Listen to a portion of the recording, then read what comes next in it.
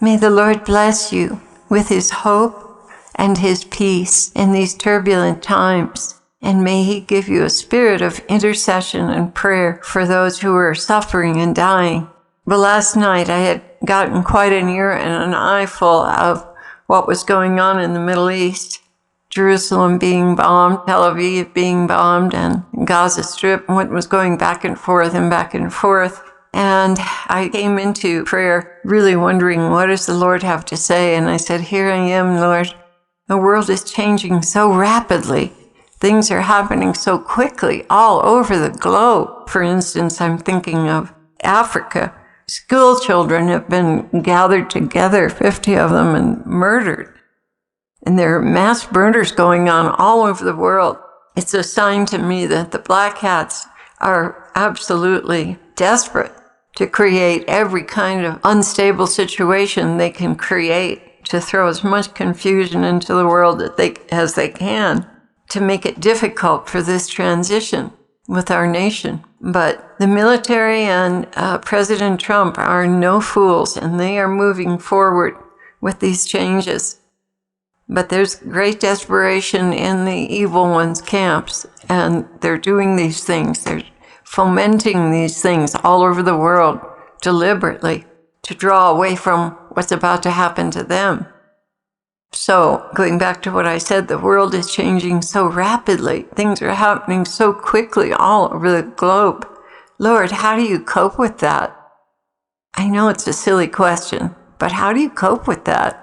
I had another question for him, too. There was a question of maybe us taking a trip somewhere, and I'd been stressing over that, and I asked him, Lord, was I supposed to go to Texas? He answered me right away. He said, let me answer your first question. Beloved, you are beginning to see all that I must handle around the world, but you are only seeing the outside circumstances from a distance. I am right up close beside the soul who must go through the fire of seeing their loved one cut to pieces and dying. What's going on in Africa? The crimes are heinous. Heinous means hateful or shockingly evil, just like the one who perpetrates them, meaning the devil. Yet I mercifully come down and scoop up the innocent into my arms and comfort them, bringing them to paradise in most cases. It is tragic, yet because I am infinite, I have the infinite capacity to handle even the tiniest details of such situations and their long-term repercussions. Right now, I am hoping you've gotten enough of the world from all the news you watched. I do appreciate your heartfelt prayers and sighs. Yeah, I mean, I would be seeing what was going on, and I just have a deep groan, a very deep groan, and a sigh because of what was going on.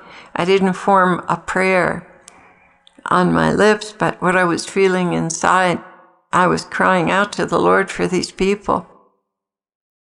And he said, I do appreciate your heartfelt prayers and sighs. Even a sigh on behalf of those in traumatized situations, even that sigh carries like incense up to my Father in heaven.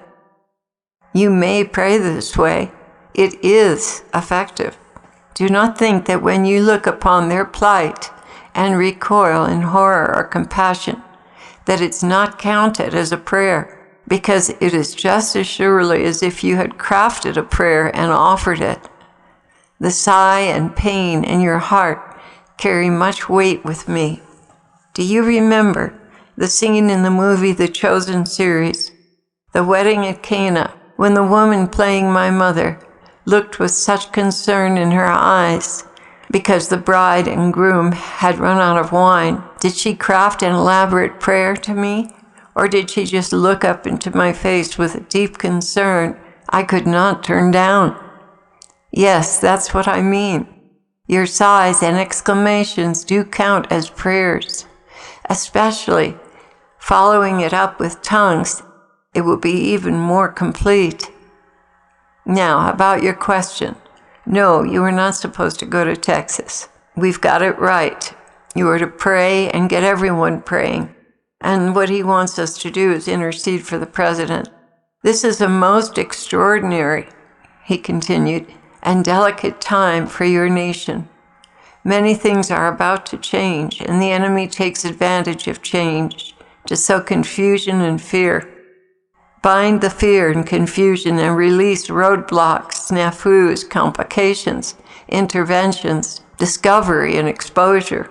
This is only fair considering what they have done to your nation at every turn. They have this coming. What he's talking about is to pray for the president and for our nation, but also pray that what they've got planned and what they're going to try and do will backfire on them, or that they won't be able to carry it out. So he wants us to pray for roadblocks, equipment that fails and unusual circumstances that cause a wait. I asked him, and I said, well, I don't understand because you gave me a card that said, take nothing for the journey. I'm sending you out and declare the sins you see boldly. What was that all about? Because there was a mission that we thought we were supposed to go to. You'll see soon enough. More time in prayer and silence, beloved. You've been moved out of your strengthening place by the curiosities of what is happening around the world. I know it is tempting. I know it's exciting, but you will do better the less you engage your curiosity.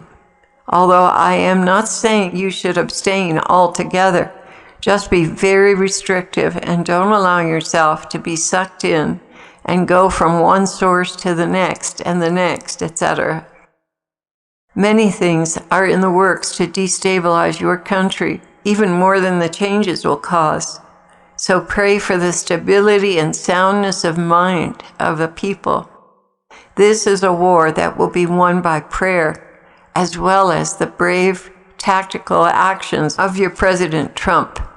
All of you beloved heart dwellers, pray sincerely. This is Jesus again speaking, and from the heart for all these events around the world. The black hats are trying to throw the world into devastating confusion and war on as many fronts as they can. You are correct in wanting to get Nigerians to pray the rosary. Her motherly love will swing into action. So as an aside, I just want to say on that note, if any of you are from Nigeria or nearby, please ask the Virgin Mary to pray for you. She hears your prayers through the Holy Spirit, her spouse. And over again, wars have been won because everyone got together and prayed the rosary. Good revolutions have been supported and succeeded because of her prayers. And bad revolutions and genocides have been stopped because of her prayers. So please, get a rosary group together in Nigeria and pass the word on as many as you can, and any place in Africa where the terrible things are going on. Jesus continued, when you petition her, you are asking the most powerful creature, an advocate in heaven, to take up your cause. Do you realize how difficult it is for me to turn down her requests? It is nearly impossible because she has my heart and does not ask out of turn. She asks in accord with my divine will, with heartfelt compassion. What she suffered from my incarnation has hardly been told. It was so much more than what the prophets have written.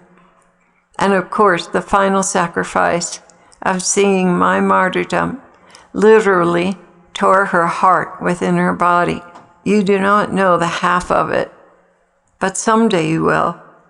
I'm telling you this because it's another reason why my heart is so inclined to hear her petitions and bring joy and relief to her heart, which was broken on this earth for your sakes.